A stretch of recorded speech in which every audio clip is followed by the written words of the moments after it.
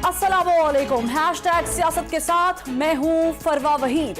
नाजरीन, अरशद शरीफ शहीद के कत्ल का 40वां हो चुका, मगर लवाहिकीन और कौम को कोई ऐसी तहकीकाती रिपोर्ट या तसल्ली बख्श बात न बताई जा सकी कि जिससे उनके चाहने वालों को पता चलता कि अरशद शरीफ का कत्ल किसने और क्यों कर किया। एक महीने के एहतजाज, सोशल मीडिया मुहिम और सुप्रीम कोर्ट को हजारों खत लिखने के बाद बिल आखिर आज चीफ जस्टिस ऑफ पाकिस्तान ने सो मोटो एक्शन ले लिया।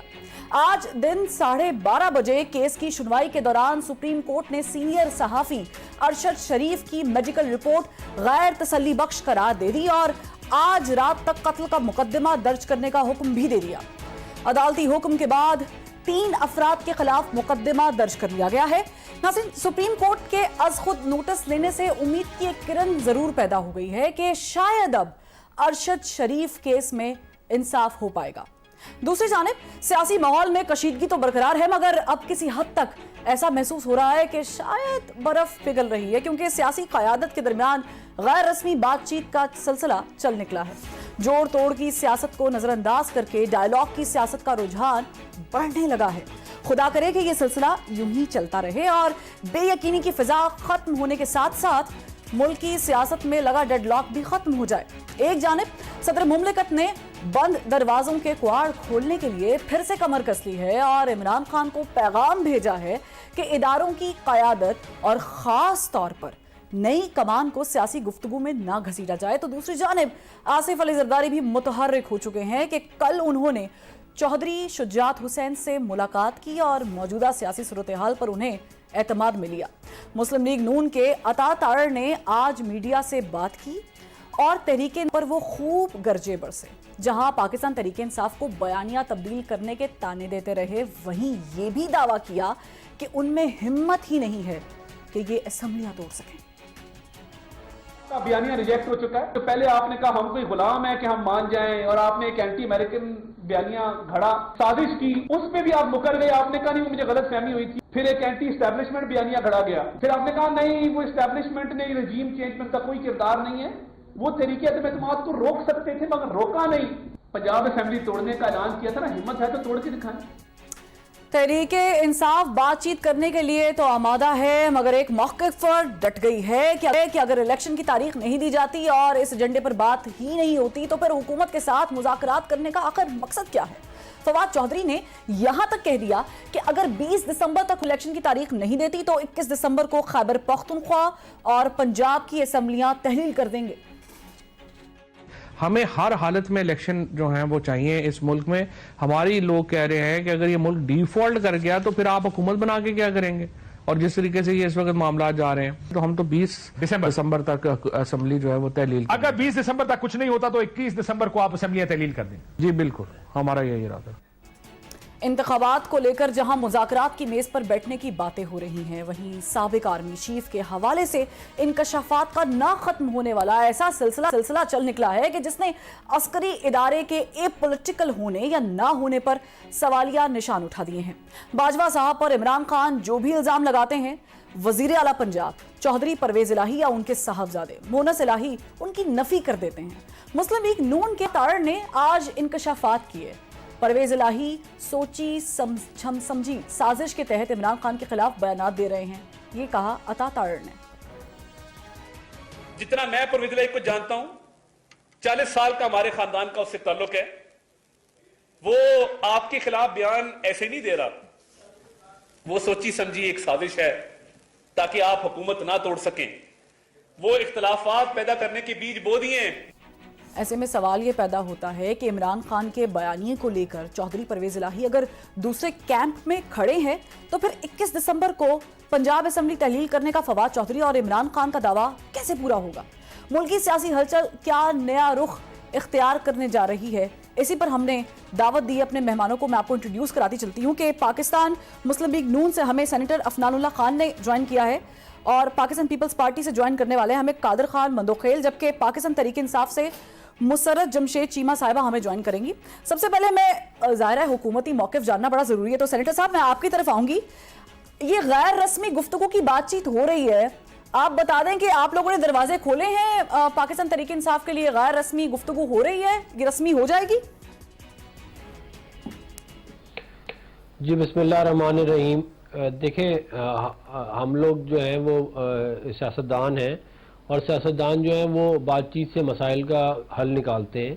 तो हमारे दरवाजे जो हैं वो जो बातचीत के लिए हम पहले भी खुले हुए थे।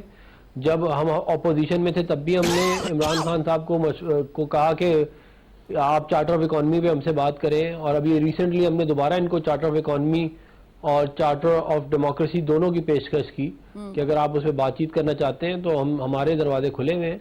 लेकिन कोई ये कि जी कंडीशनल होगा, यूं होगा, ये होगा, वो उसमें हम यकीन नहीं रखते। बातचीत से मसाइल का हल निकाला जाना चाहिए और जो है वो सियासतदानों को आपस में बैठ के बातचीत बिल्कुल करनी चाहिए। मैं इसका बहुत बड़ा प्रोपोनेंट हूँ।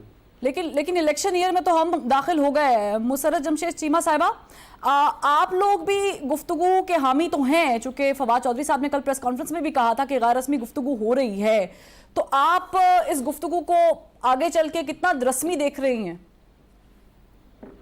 बिस्मिल्लाहिर्रहमानिर्रहीम, बहुत शुक्रिया।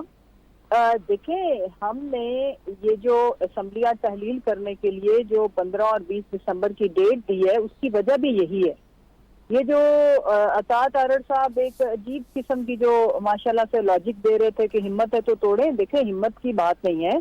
इंशाल्लाह ताला पाकिस्तान के मफाद में जो जो स्टेप्स बेहतर हुए वो हमने लेने हैं। बेसिकली इसके पीछे मकसद ये था, ये थोड़ा टाइम गैप इसलिए हमने दिया जब पिंडी के जलसे में हमारे चेयरमैन साहब ने अनाउंस किया, ताकि जितने भी पॉलिटिकल स्टेक होल्डर्स हैं उनको एक तो सोचने का, समझने का मौका मिल जाएगा कि ये पाकिस्तान के और तमाम डेमोक्रेट्स के वसी तर मुफाद में है कि इस वक्त पाकिस्तान की जो सिचुएशन है, पाकिस्तान तेजी से डिफॉल्ट की तरफ जा रहा है और फिर किसी के बस की बात गेम नहीं रहेगी। तो मुल्क है तो सब कुछ है ना।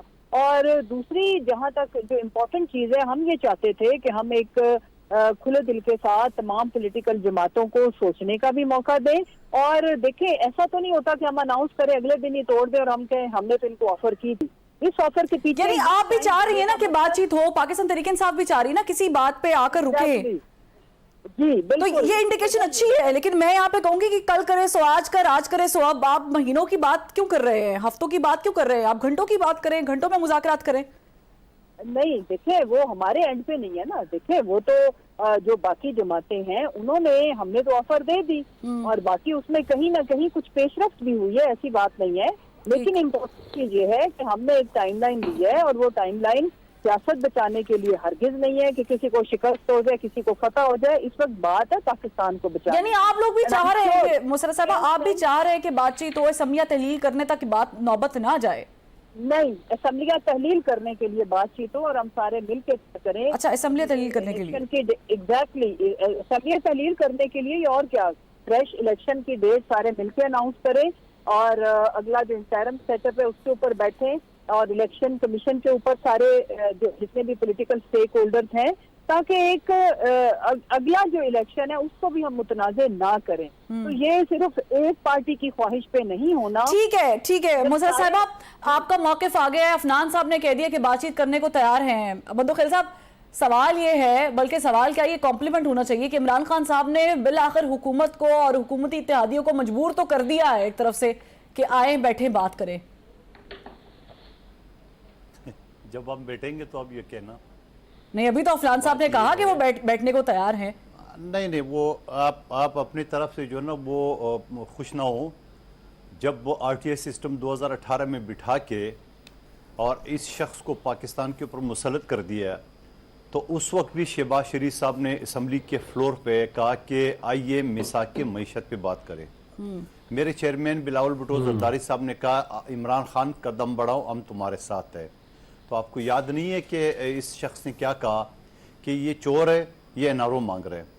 उसके बाद जब इस शख्स ने यलगार करने की कोशिश की है डी चौक में कि हम आएंगे और यहाँ से जाएंगे नहीं है, मैं पार्लियामेंट लॉजेस में था, हमारे सामने डी चौक है, और उसके बाद ये शख्स जब उसे देखा उसने कहा भाई अभी तो मैं ख़त्म करूँ।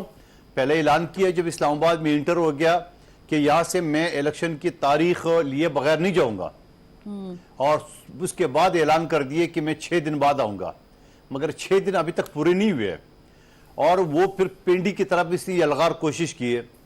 यकीनन अगर ये सियासी सोच का आदमी होता तो वो सियासी लोगों से बात करता। अगर ये जमहूरियत में यकीन करता तो भले हम पर यकीन नहीं है। उनकी मोबिलाइजेशन से इतने खौफजदा क्यों हैं? किस बात पे खौफजदा है? हम तो बड़े आराम से बैठे हुए।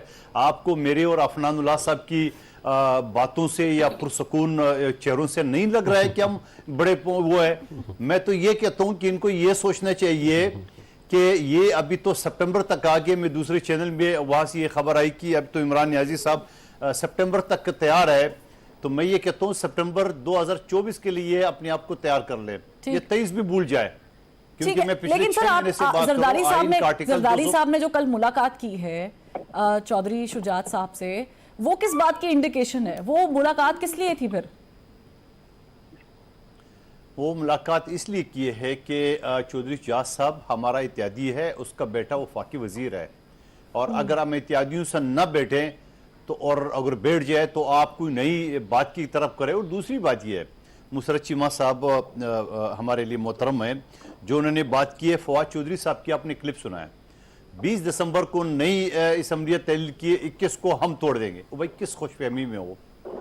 जिस शख्स को आपने डाकू से लेके वजीर आला बनाया और फिर उसी शख्स के आपके ऊपर जो दहशतगर्दाना हमला हो गया जिसकी हमने मजम्मत की है, वो आपके FIR तक नहीं कटवा सके। चलो बाबा, उसकी मजबूरी थी। आपका वजीर दाखिला जो पंजाब में बैठा हुआ है उसने क्या किया? रही है नून लीग पाकिस्तान पीपल्स पार्टी के खिलाफ रही है। हमारे पास पूरी सियासत मौजूद है, हिस्ट्री मौजूद है, 90s की सियासत मौजूद है। ये तो सियासी बयान होते हैं, आपको भी पता है। आज आप साथ बैठे हुए हैं, कल हो सकता है कि आपकी जगह पाकिस्तान पीपल्स PTI बैठी हो नून लीग के साथ। सुन ले, आप सुन ले, जवाब तो सुन ले। ये मुसरत चीमा साहिबा किस बात की खुशफहमी है? गुजरात में जो जलसा हुआ जहां चौधरी का गढ़ है, वहां तो मौजूद ही नहीं थे, और फिर उसने जनरल बाजवा साहब के बारे में जो कहा उसने तो उसकी तारीफ की है। अभी वो कहते हैं असम्बली का उसने मुझे इख्तियार दिया, वो कह रहे नहीं मार्च से पहले असम्बली नहीं तोड़ी जा सकती है। कौन सी दुनिया में रहते हैं लोग? ये सुनने में नहीं आ रहे। ये चौधरी साहबान के बयानात और उनके बयानात में जमीन आसमान का फर्क नहीं है।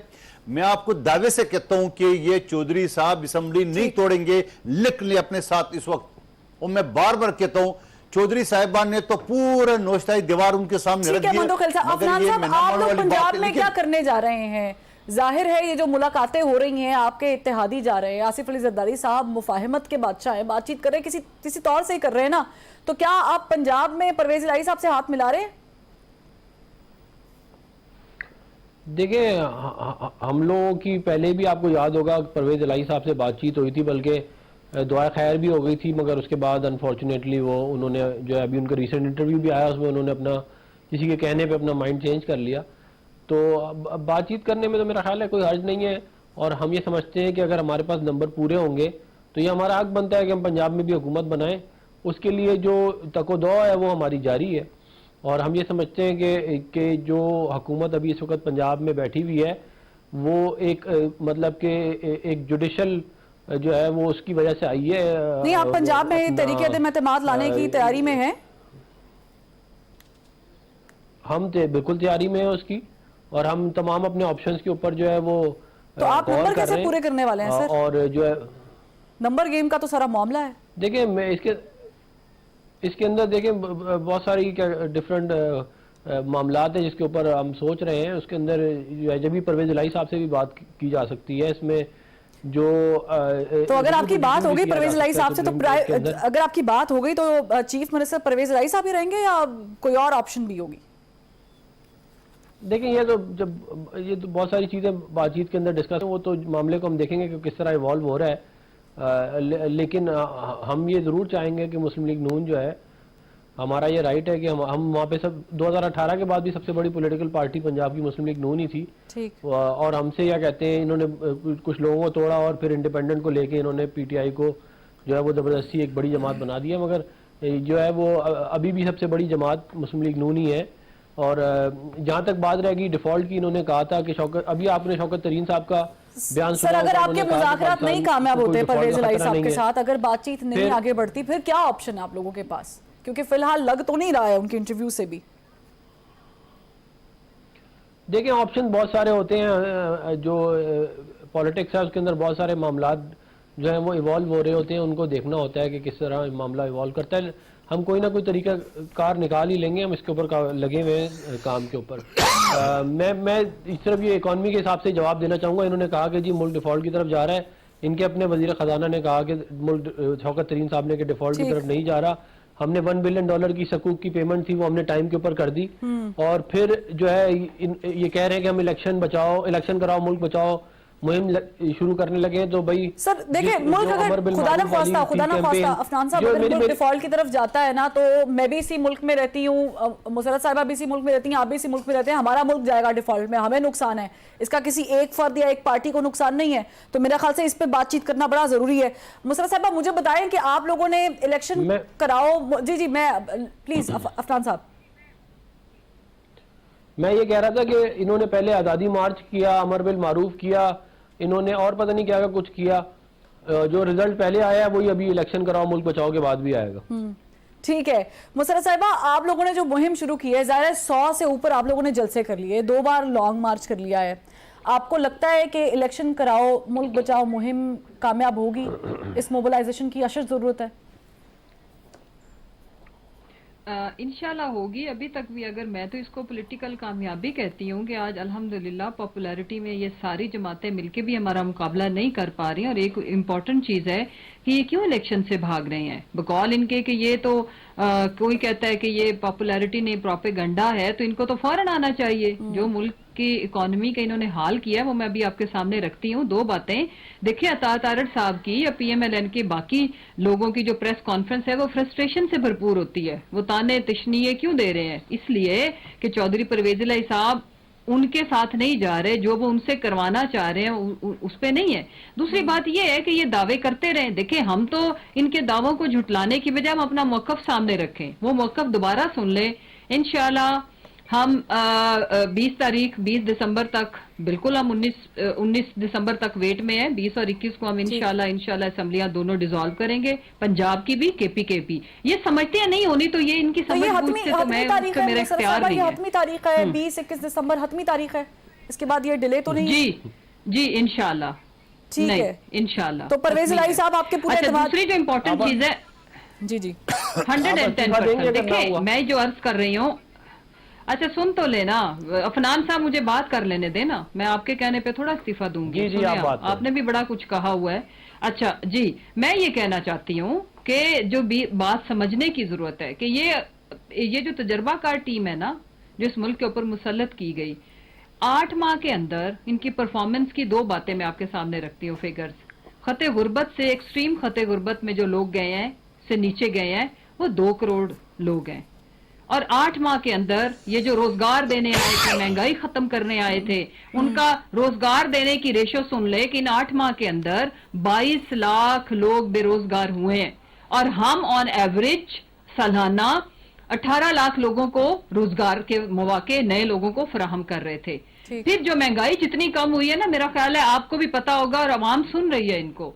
मैं ये पॉलिटिकली तो मैं कहती हूं कि ये झुटलाते रहे, ये हर चीज से डिनाई करते रहे। इस वक्त गरीब आवाम को पता है, जिस पे बीत रही है उसको पता है कि इन्होंने मुल्क को आके कितना ठीक किया। या नहीं समझ आती तो मिफ्ता इस्माइल के साथ से बात करके इसी पर तो हम मौक़िफ़ जानना चाह रहे हैं। इसी पर तो बातचीत होना जरूरी है। लेकिन ऐसे में सवाल होता है कि इलेक्शन आप भी कह रहे थे, इलेक्शन PTI भी कह रही, लेकिन इलेक्शन से भागा क्यों जा रहा है एक देर के बाद?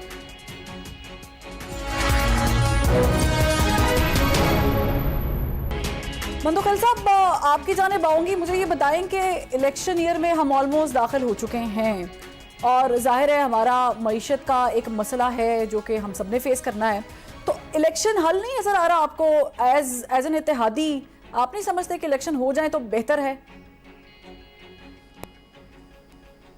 देखिए, इलेक्शन तो ये बड़ी ख्वाहिश इनकी है, और ये ख्वाहिश तो मुझे लग रहा है 2024 में पूरी हो सकती है, 2023 में मुझे नजर नहीं आ रहा है। अच्छा, आप कह रहे हैं कि असेंबली एक्सटेंड हो सकती है? जी बिल्कुल, आइन का आर्टिकल 232 बड़ा क्लियर है इस हवाले से। और जिस तरह माशी बुरान, जिस तरह खंदके खोद के रखी उन्होंने, जिस तरह उनकी 3 वज़ीर ख़जाना ने पाकिस्तान के ख़िलाफ़ जो मुल्क दुश्मनी का सबूत दिए उस ऑडियो टेप के ज़रिए, जो IMF की डील को सबूताज करने के लिए, तो ये सारे सबूत और ये सारे वाक़यात जो है ना वो काफ़ी है। दूसरी तरफ अगर हम देख रहे हैं कि तारीख़ पाकिस्तान की 75 साल तारीख़ के अलावा अंग्रेज के दौर में भी इतना बर्बादी, इतने तबाही सैलाब की सूरत में नहीं आया। आज भी 3.5 करोड़ लोग जो है ना वो इसके जद में आ चुके हैं, और अभी सर्दी का मौसम आ रहा है, ऊपर से मच्छरों का बरमार है। तो ये सारी सूरत तो पीटीआई को तो नजर नहीं आ रही, मगर आपकी मीडिया को तो अच्छी तरह नजर आ रही है। सर, उनके दौरे हुकूमत में भी कोरोना था, उनके दौरे हुकूमत में भी मौशी मुश्किलात थी, लेकिन उन्होंने तो ये बात कभी भी नहीं की है कि हम असेंबली एक्सटेंड कर देंगे। ये आपने ज़ाहिर है बात की है तो सोच विचार करके की है, लेकिन ये हल तो नहीं है। देखो, मैं यही चीज़ आपको बता रहा हूँ कि जितना आपने उसको एक हाइप क्रिएट करने की कोशिश की है कि असम्बली हल है या इनका नया नारा जो कि पुराने नारों की तरह वो भी फ्लॉप होगा, और मैं आपको यकीन से लाता हूँ मुसरत चीमा साहब की पार्टी जो है ना, साहिबा की पार्टी जो है ना, इसी तनख्वाह पे काम करती रहेगी। जो शख्स कहते थे कि यहाँ तारीख से लिए बगैर मैं नहीं जाऊँगा, जो शख्स ये कहता था कि जब इस वक्त पिंडी में ये अलगार करूँगा, फिर मार्च आ गया, फिर अप्रैल आ गया, आज की खबर सितंबर की आ गई है। तो ये सितंबर में भी ये तो अभी खुश है, इसको पता है कि एम्पायर की उंगली जो है ना वो कब की इनसे बिछड़ गई है। वो रात के अंधेरे में पिंडी की गलियों में एम्पायर की उंगली ढूंढ रही थी, मगर वो उंगली उसको नसीब नहीं हुई, नहीं मिल सकी। सवाल ये है कि ये सारी चीजें असेंबली के फ्लोर पे क्यों ना डिस्कस किया गया। अगर ये अपने आप को जमहूरी कहते हैं, जो कि मेरे हिसाब से नहीं है, और वो जमहूरी कोतों के साथ चलो हमारी शक्ल नून लीग की शक्ल अच्छी नहीं लगती है, तो और भी बहुत सारी पाकिस्तान में सियासी पार्टियां उनके साथ बात कर लेते। और सिलेक्शन की जो रूल्स है, एक साथ बैठी हुई है, किसके साथ बात करनी है? 13 जमातें तो हुकूमत में बैठी हुई हैं जी। नहीं, वो 13 आप क्यों गिन रहे? 4-5 जमातें हैं जिनके नुमाइंदे हैं।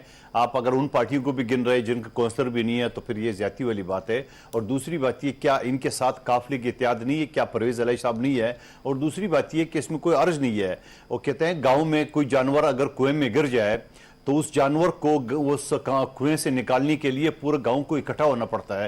तो यकीनन हम ठीक है मधुखेल साहब, मुसरत साहिबा, आपने गुफ्तगू सुन ली है। हुकूमती नुमाइंदे या हुकूमत तो इरादा रख रही है कि हम इस असेंबली को भी एक साल आगे ले जाएं, 2024 में इलेक्शन कराएं। आप लोगों ने कोई इस बारे में सोच विचार किया हुआ है? देखें, ये शो करता है कि इन्होंने अवाम के साथ जो कुछ किया है, ये अवाम की अदालत में जाने से राह फरार इख्तियार कर रहे हैं। हजारों ख्वाहिशें ऐसी कि हर ख्वाहिश पे दम निकले। भागे जितना मर्जी आप भाग लें इलेक्शन से, अवाम आपको दबोच के रहेगी। अवाम वो तमाम मजालिम जो आपने अवाम के ऊपर ढाए हैं ना, उसका हिसाब लेगी। यही वजह है कि सिंध के अंदर देखें कि ये स्टे ऑर्डर की आड़ के अंदर बल्दियाती इलेक्शन को भी नहीं होने दे रहे। और सबसे एक और इम्पोर्टेंट चीज है कि सिंध में सैलाब का रोना रो रहे थे, तो कब्जा माफिया के ड्रेन के ऊपर कब्जा करने की वजह से वहां पे फ्लड आया। वरना जो बारिश हैदराबाद में हुई और जो रहीम जार खान में हुई वो एक बराबर थी, क्योंकि आपके पास ड्रेन पे सारा माशाल्लाह से जिस तरह से पूरे सिंध पे कब्जा, इसी तरह जो ड्रेन थी वो भी नहीं आप लोगों ने छोड़ी। अवाम के साथ जो कुछ आप लोगों ने किया है, आप उस अंजाम को अपनी आंखों से देख चुके हो। इस वजह से आप भाग रहे हैं इलेक्शन से। और आपको पता है कि जमानतें जब्त होनी है। आपको पता है कि आपका जब पार्लियामेंट्री बोर्ड बनना है ना, तो आगे खुद अपने आप को ही टिकट बांटेंगे जो बोर्ड मेंबरान होंगे। लिहाजा हम तो खुश हैं, हम अपनी सियासी तौर पर तो अल्हम्दुलिल्लाह अल्लाह ने हमें कामयाबी से नवाजा है, लेकिन फिक्र सिर्फ है तो अवाम की परेशानी है। देखें, नहीं मेरी बात सुन लेना, हमसे ज्यादा रियलिटी चेक किसको होगा? दूसरी बात ये कि इनसे सवाल पूछिएगा, अपनी बारी पे ये बताएं कि अब इनको अंपायर की उंगली मुबारक हो। पहले भी आर्टिफिशियल तरीके से आए, एक पार्टी हादसाती तौर पर आ गई, क्योंकि पार्टी पाकिस्तान तरीके हिसाब से है ना। और भुट्टो की जानशीन थी बेनजीर साहिबा, उसके बाद तो ये हादसाती तौर पर आ गए और इन्होंने वफाक की जमात को सुकेड़ के इंटीरियर। ठीक है, लेकिन उस सिस्टम की आप बात कर रही है, मुझे एक भी मिसाल दे दें मुसरत साहिबा के उस सिस्टम के अलावा कोई भी पॉलिटिकल पार्टी अपने पांव पे खड़ी हो। हमें ज़ाहिर है इसकी नजीर नहीं मिलती। अफनान साहब, अगर इमरान खान साहब असेंबली तहलील करते हैं तो जाहिर है सारे कार्ड खेल लेंगे।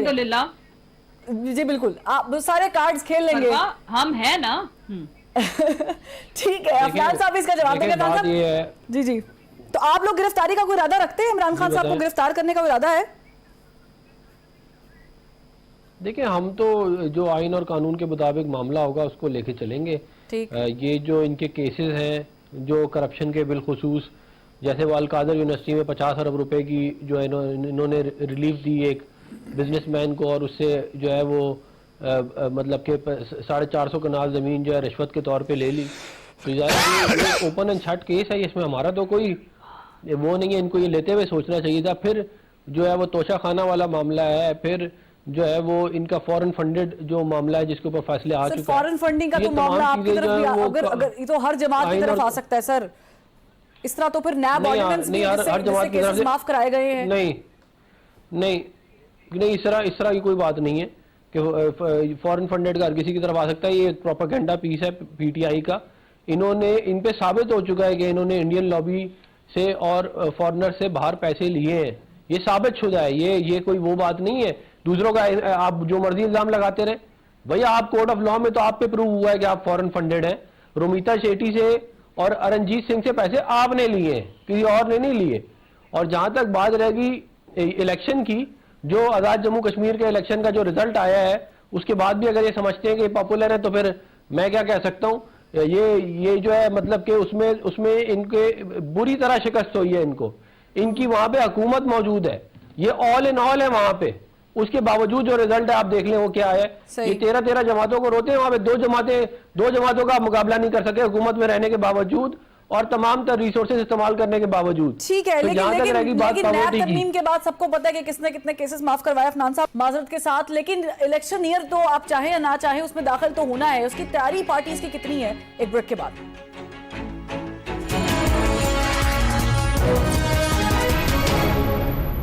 Welcome back. कादर मंदोखेल साहब, ये बताएं कि आप लोग सारे जुगाड़ और जोड़ तोड़ जो है वो पंजाब में नून लीग के लिए कर रहे हैं, लेकिन आप लोग अगर इलेक्शन होते हैं तो कितनी सीटें निकाल लेंगे पंजाब से और खैबर पख्तूनख्वा से?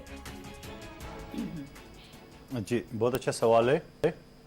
1.25 साल पहले जिस सीट पे मुझे जियालो ने बिठाया है, 33 साल बाद ये सीट पीपल्स पार्टी ने जीती और पीटीआई को 6ठे नंबर पे भेज दिया। नंबर 1 मिसाल, 20 सीटों पे जो ज़मीनी इंतखाबात हुई, जो टोटल 20 के 20 पीटीआई के थे, उसमें से 5 नून लीग ने यानी मौजूदा हुकूमत ने छीन लिए।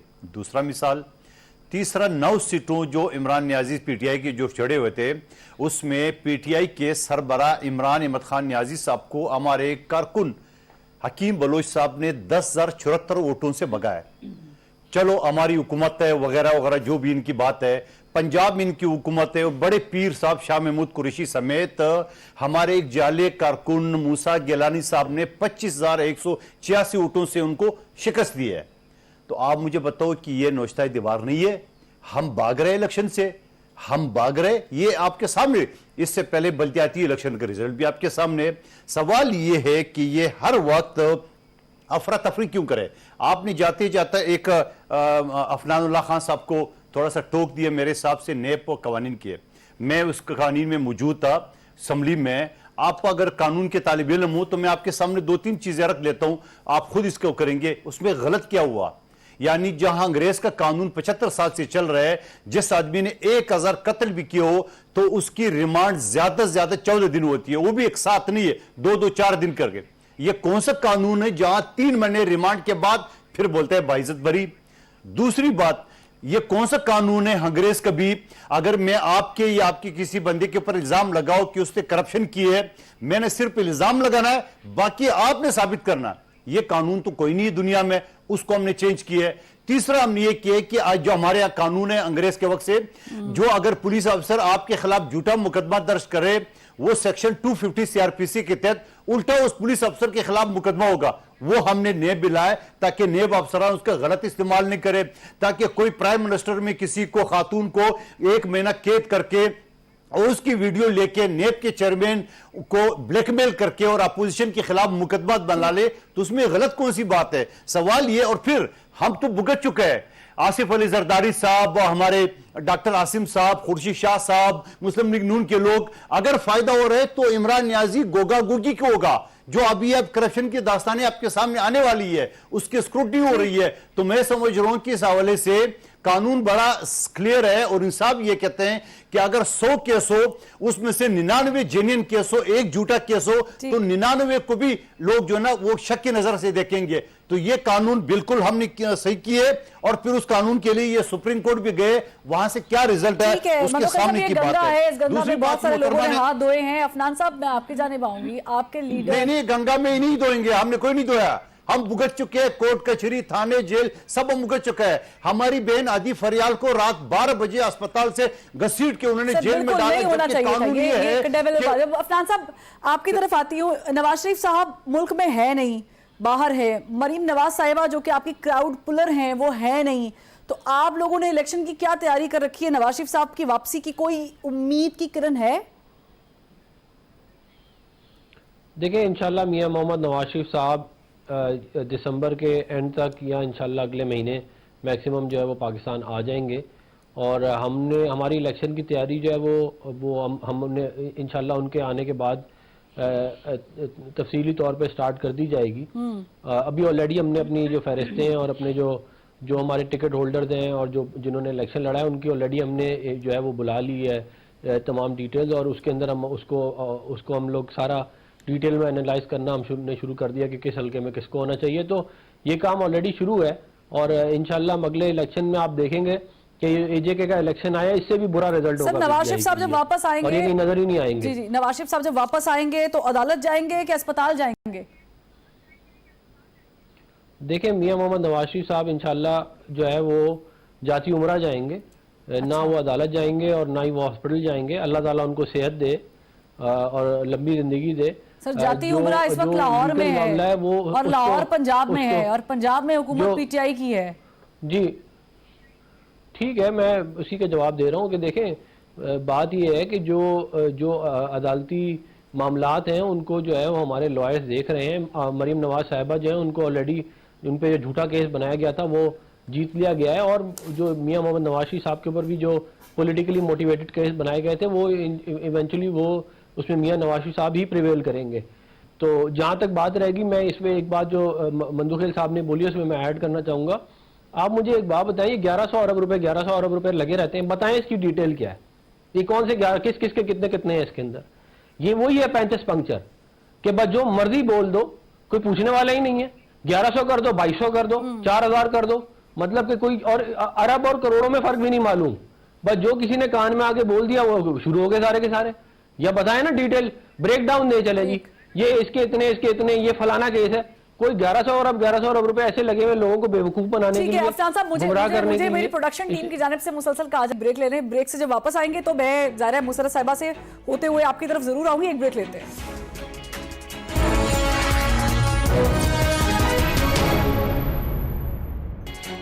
Welcome back. मुसर्रत चीमा साहबा, ये फरमाइएगा कि सदर मुमलिकत ने इमरान खान साहब को ये पैगाम दिया है कि जो नई क़यादत है उसके बारे में ज़ाहिर है मुहतात रहने की ज़रूरत है, उन तक भी ये पैगाम पहुंचा ही होगा। तो नई क़यादत के साथ कोई बैकडोर मुज़ाकरा चल रहे हैं आपके? देखें, सबसे पहले तो ये कि हम किसी इदारे के खिलाफ नहीं है, एक इंडिविजुअल का कंडक्ट था उसको हम डिस्कस कर रहे हैं। और जहां तक रह गई बात कि उनके बारे में, तो वैसे भी चूंकि एक प्रोपेगेंडा प्लान किया गया था कि जिसमें खुदा ना खास्ता कोई इस तरह की कैंपेन चलाई जाए कि जिसको हमारे से मंसूब किया जाता है, जिसकी वजह से चेयरमैन साहब की भी ट्वीट आई, स्टेटमेंट आई, फिर उसके ऊपर मैंने एक अपना वीडियो मैसेज भी जारी किया। 2-3 बातें मैं जल्दी से उनके जवाब देना चाहती हूँ जो मेरे भाई अफनान ने बात की। देखें, मलिक मकसूद चपड़ासी, अर्ज ये मैं करती हूँ, मुझे बताएं कि किस तरह से वो अपने मालिक शहबाज शरीफ के अकाउंट में करोड़ों रुपए की ट्रांजैक्शंस की, कोई इसका जवाब है मुझे लाजमी दें। दूसरी बात ये कि इनकी जो लीडर हैं उन्होंने कहा था कि वो मुसर्रत साहिबा ये बाजी की बातें हैं, इसका वो भी आप काउंटर कर सकते हैं। मेरी बात सुन लेना, नहीं सुन तो लेना। उसके बाद मेरी लंदन तो क्या पाकिस्तान, ये भी 1100 अरब का पूछ रहे हैं ना, मैं उसका जवाब दे रही हूँ।